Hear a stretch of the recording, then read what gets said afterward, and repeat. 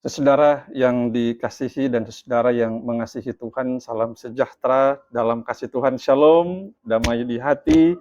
Senang sekali saya Pendeta Yobel Nelwan boleh berjumpa dengan Bapak Ibu saudara sekalian, Jemaat Gemim Shalom Tetempangan.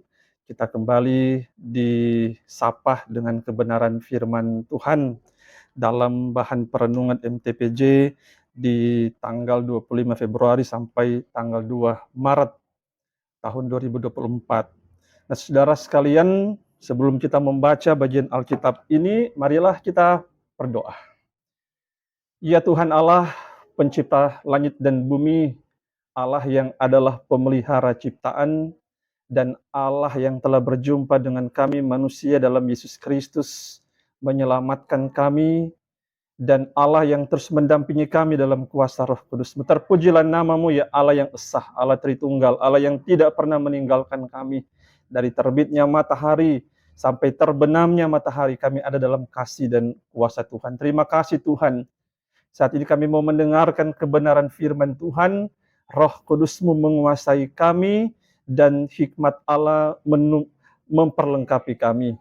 Kami memohon dalam nama Yesus kami berdoa. Amin.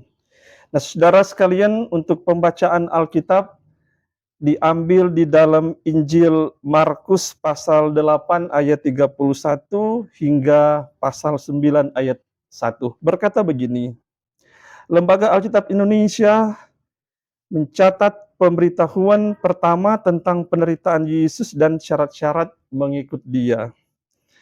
Kemudian mulailah Yesus mengajarkan kepada mereka bahwa anak manusia harus menanggung banyak penderitaan dan ditolak oleh tua-tua, imam-imam kepala dan ahli-ahli Taurat, lalu dibunuh dan bangkit sesudah 3 hari. Hal ini dikatakannya dengan terus terang, tetapi Petrus menarik Yesus ke samping dan menegur dia.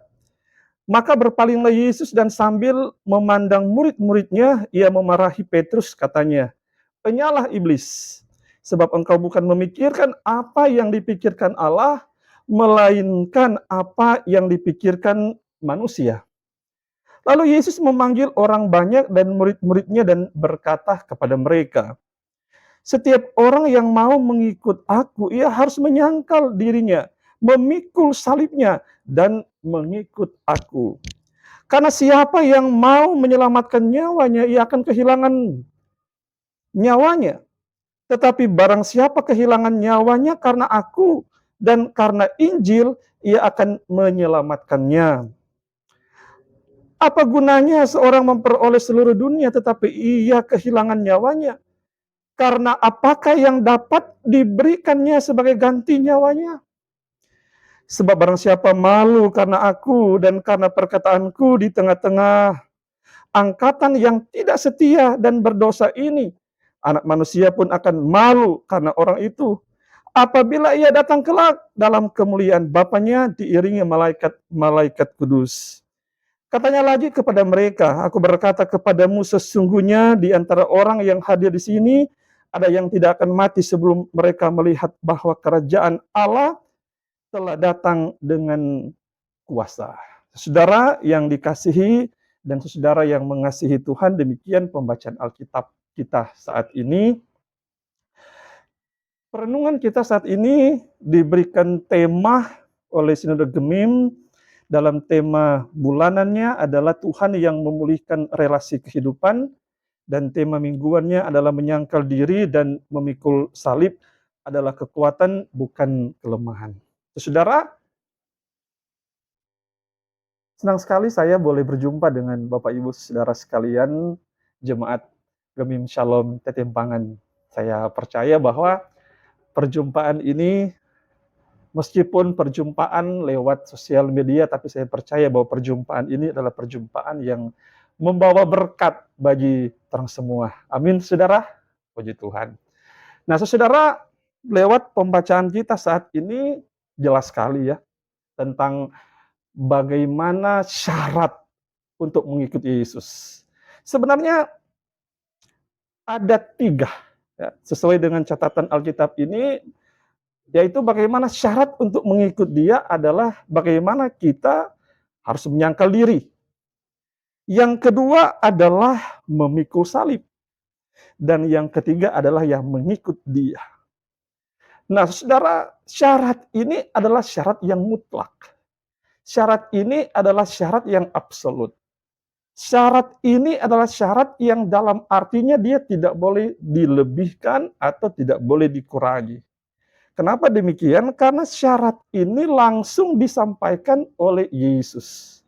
Bahkan bagi saya, memahami bagian Alkitab ini dalam syarat-syarat tadi adalah ucapan terhadap 3 syarat ini adalah ucapan yang benar-benar memiliki power, memiliki kuasa. Kenapa? Karena yang mengucapkan ini adalah Yesus.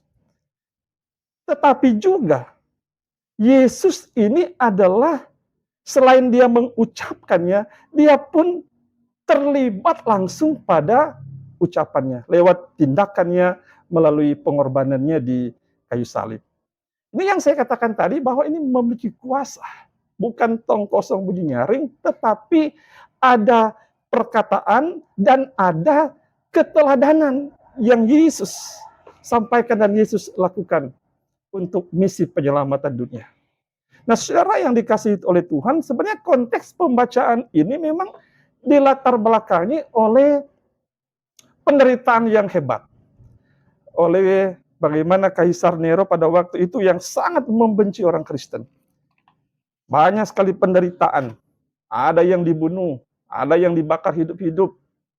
Bahkan mereka selalu memakai simbol-simbol yang hanya bagi orang Kristen saja yang tahu. Mungkin kita tahu itu dengan yang namanya simbol ikan atau simbol iktus.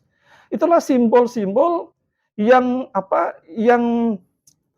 menjadi sejarah gereja mula-mula terhadap sebuah penderitaan dari Kaisar Nero kepada orang-orang Kristen pada waktu itu. Nah, saudara, jadi lahir dari penderitaan inilah. Maka Injil Markus menulis bagian Alkitab ini untuk mau mengingatkan orang-orang Kristen pada waktu itu supaya mari kita merefleksikan diri, mengingat lagi, mereview lagi tentang bagaimana arti dari penderitaan Yesus pada waktu itu. Kalau kita lihat dalam pembacaan ini bagaimana Yesus mengalami bukan hanya bicara soal sakit dari segi daging, tetapi kalau kita baca ini Yesus sedih sekali dari segi hati. Kenapa saya bilang begitu? Karena kalau kita lihat bagian Alkitab ini, orang-orang yang membenci Yesus, orang-orang yang mempunyai rencana yang jahat kepada Yesus justru adalah orang-orang yang sangat dekat dengan Yesus. Nah, ini yang harus kita garis bawahi. Bahkan yang menjadi katakanlah rencana yang jahat ini sebenarnya adalah orang-orang yang beragama. Nah, kalau kita lihat dalam pembacaan ini ada imam-imam, kepala ahli Taurat, orang-orang Farisi. Siapa mereka? Mereka adalah orang-orang yang katakanlah sangat identik dengan bait suci, bait Allah. Hanya orang-orang yang sangat dekat dengan Taurat Tuhan. Tapi justru mereka lah yang memiliki rencana yang jahat. Sehingga pada akhirnya mereka melakukan yang namanya proses penyaliban ini. Jadi saudara, kita melihat bagaimana sejarah di situ. Kita melihat bagaimana penderitaan yang Yesus lakukan untuk semata-mata adalah misi penyelamatan dunia. Sehingga di zaman itu, ketika ada penindasan dari Kaisar Nero, maka Injil dari Markus ini mau mengingatkan supaya mengikut Yesus memiliki 3 syarat.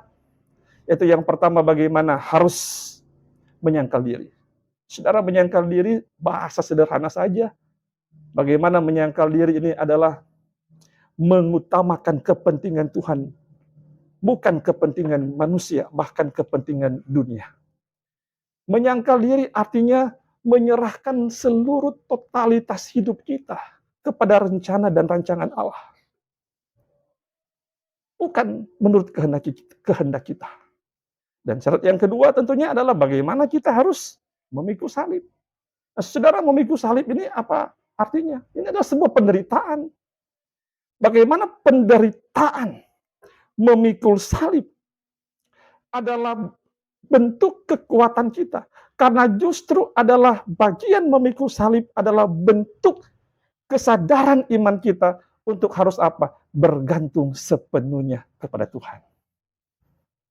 Memikul salib menunjukkan bahwa kita harus ada dalam satu keadaan yang sadar iman bahwa kalau kita hidup dalam penderitaan, pergumulan untuk memperjuangkan Injil, memperjuangkan bentuk kebenaran, jangan pernah takut. Jangan pernah khawatir.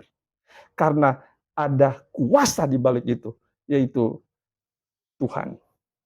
Nah, saudara, sehingga apa? Sehingga inilah yang dalam tema ini mau mengingatkan kita bahwa memikul salib ini bukanlah sebuah kelemahan, tetapi sebagai bentuk kekuatan. Kenapa sebagai bentuk kekuatannya itu? Kita lihat ini sebagai bentuk dari proses iman. Saudara, orang butuh sekali proses iman. Banyak orang yang cuma suka yang enak-enak. Banyak orang yang cuma suka yang instan-instan, tidak mau proses dari Tuhan. Ada kalanya banyak orang-orang yang cuma suka, kalau kita lihat tahun-tahun gereja, banyak orang cuma suka Paskah. Tapi justru tidak mau melewati penderitaan. Kita menghayati ada 6 minggu sengsara Yesus. Banyak kan orang cuma suka di Paskahnya Yesus, tidak mau menghayati dalam penderitaan Yesus. Maka ini yang harus kita koreksi. Bahwa mengikut Yesus tidak hanya cuma yang enak-enak saja, tetapi harus dalam hal memikul salib. Artinya penderitaan kita harus lewati. Dengan satu kesadaran bahwa dengan penderitaan itu iman kita semakin kuat. Dengan penderitaan itu kita harus bergantung sepenuhnya dengan Tuhan. Sehingga artinya apa? Disitulah dalam kelemahan kita melihat Tuhan yang Maha Kuasa. Di dalam keterbatasan itulah maka kita bisa melihat Tuhan yang tidak terbatas adanya. Oleh sebab itu, saudara, saya mengajak kita semua, Jemaat Gemim Shalom Kentimpangan, bahkan semua yang mendengarkan atau melihat video ini, saya mengingatkan kepada kita untuk apa? Tetap kuat, tetap teguh, tetap kokoh di dalam iman kepada Tuhan. Saya percaya bahwa kita akan menjadi orang-orang yang diberkati oleh Tuhan. Kita akan menjadi orang-orang lebih daripada pemenang. Tuhan Yesus memberkati kita semua. Tuhan Yesus menolong kita. Tuhan Yesus memampukan kita. Selamat ada dalam penghayatan perenungan di Minggu Sengsara Yesus Kristus. Tuhan memberkati. Amin. Saudara yang dikasihi oleh Tuhan kita Yesus Kristus,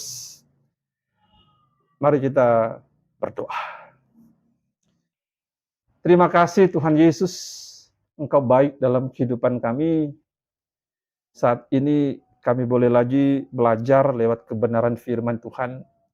Kami percaya bahwa firman Tuhan ini boleh meneguhkan, menyegarkan, bahkan memberikan kami kekuatan di dalam Tuhan untuk menghadapi berbagai penderitaan, berbagai pergumulan. Kami percaya bahwa justru itulah membuat iman kami semakin kuat teguh untuk bergantung sepenuhnya kepada Tuhan. Tuhan berkati Jemaat Gemim Shalom Kentimpangan ini. Tuhan jaga dan Tuhan lindungi. Yang sakit Tuhan sembuhkan. Yang lemah Tuhan kuatkan. Yang bimbang Tuhan teguhkan imannya. Yang berduka cita Tuhan ganti dengan sukacita. Dan yang bersuka cita lengkapilah sukacita mereka. Terpujilah nama-Mu Tuhan, dalam nama Yesus kami berdoa. Amin. Demikian Tuhan Yesus memberkati kita. Shalom, damai di hati.